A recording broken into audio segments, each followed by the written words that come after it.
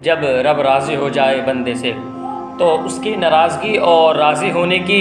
علامت ہے، نشانی ہے۔ کوئی بندہ چاہے کہ مجھ سے رب راضی ہے یا ناراض ہے تو اس کی ایک علامت یہ ہے، اگر رب اس سے راضی ہے تو اسے سجدوں کی توفیق عطا فرماتا ہے، اور دوسرے اسے علم دین کی توفیق دیتا ہے اگر اس سے رب راضی ہے۔ یہ تو رب کے اختیار ہے، جسے چاہے اپنی مسجد میں بلائے اور جسے چاہے اپنی مسجد سے نکال دے، یہ تو رب کے ذمہ ہے، کیونکہ وہ نماز کی توفیق دینے والا ہے، جسے چاہے وہ اپنے حضور حاضر کر لے۔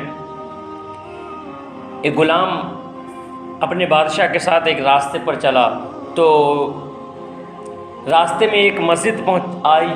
تو بادشاہ نے جو ہے، غلام نے بادشاہ سے کہا، غلام جو نمازی تھا، پرہیزگار تھا، تو اس نے اپنے بادشاہ سے کہا، آقا مجھے نماز ادا کرنی ہے، اذان لگ رہی ہے اور میں نماز ادا کر کے آتا ہوں۔ تو بادشاہ بے نمازی تھا تو اس نے مسجد کے باہر جو ہے ایک جگہ اختیار کر لی اور وہ وہاں بیٹھ گیا۔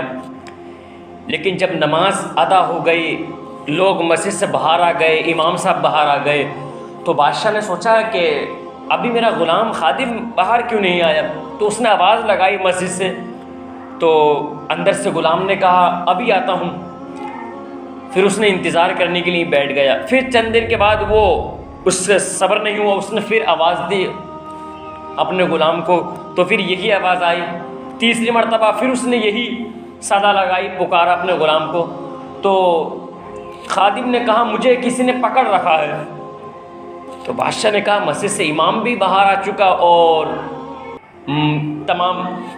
مقتدی بھی، لیکن کس نے پکڑ رکھا ہے؟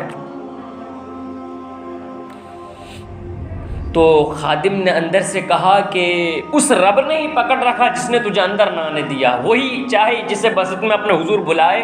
اور اگر وہ چاہے تو اپنے حضور نہ بلائے، تو اسی رب نے مجھے بلا لیا اور تجھے نہ بلایا، وہ مجھ سے راضی اور تجھ سے ناراض ہے۔ تو بادشاہ کو پتہ چل گیا کہ ہاں یہ رب کی اور جو ہے سجدوں کی توفیق رب کے اختیار ہے، جسے چاہے تو وہ سجدوں کی توفیق دے دے اور جسے چاہے تو وہ سجدوں سے محروم کر دے۔ بادشاہ نے توبہ کی اور پھر رب کا حضور رجوع کی، رب سے سچے دل سے توبہ کر بیٹھا۔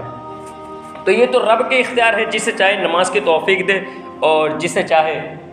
نماز سے محروم کر دے۔ آج لوگ بہانہ بناتے کہ ہمیں جو ہے یہ کام تھا، ہمیں یہ کام تھا، اس بنا پہ ہم نے نماز نہ پڑھی،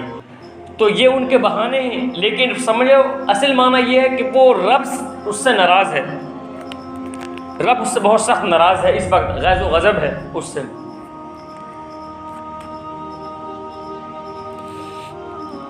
لوگ کہتے ہیں کہ ہم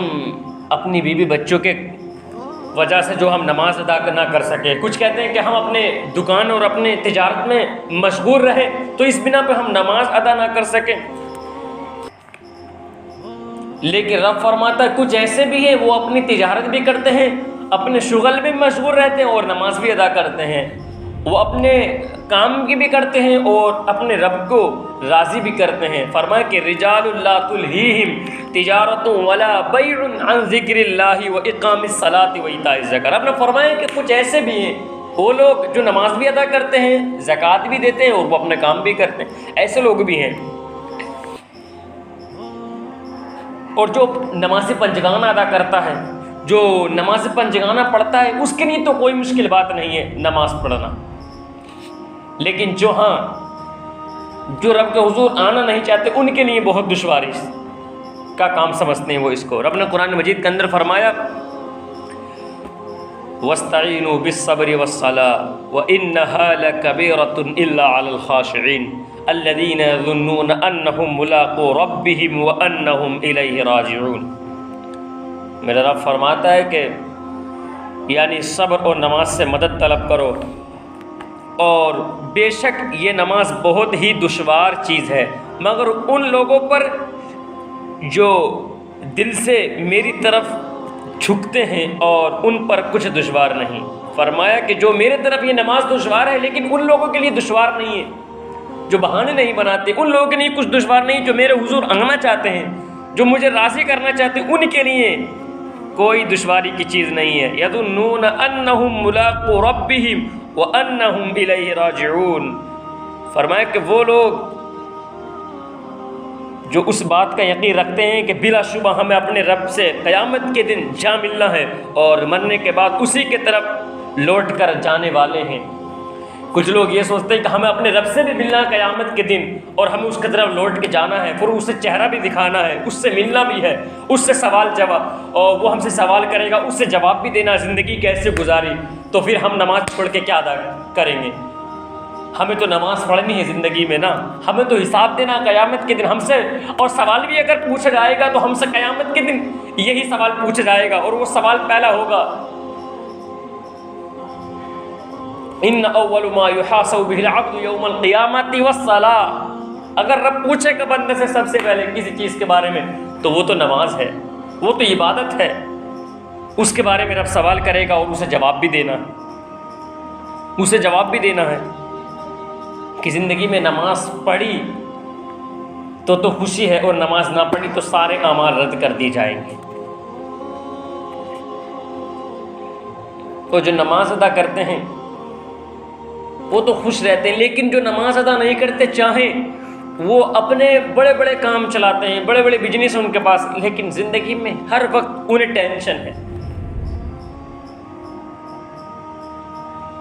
ہر وقت انہیں ٹینشن ہے, اور ان پر غم اور فکر رہتی ہے انہیں. چاہے وہ اپنے بزنس کی کیوں نہ ہو, لیکن فکر تو فکر ہے, غم تو غم ہے, ٹینشن تو ٹینشن ہے نا, رہتی ہے انہیں ٹینشن. چاہے وہ کاروبار کی ٹینشن ہو یا بزنس کی ان کے ٹینشن ہو, انہیں ٹینشن رہتی ہے. لیکن اگر نمازی ہے, 2 وقت کی روٹی اس کے دسترخوان پر میسر نہیں اسے, لیکن اس کی زندگی میں خوشحالی ہے, اس کی زندگی میں محبت ہے, اس کی زندگی میں قلب کو سکون مل رہا ہے اسے. اور رب فرماتا ہے کہ الا بذکر اللہ تطمئن القلوب. میرا رب فرماتا ہے کہ اگر کہیں سکون نہ ملے تو مسجدوں کے اندر آ جاؤ, اگر کہیں سکون نہ ملے تو اللہ کے ذکر سے دلوں کو چین و سکون ملتا ہے.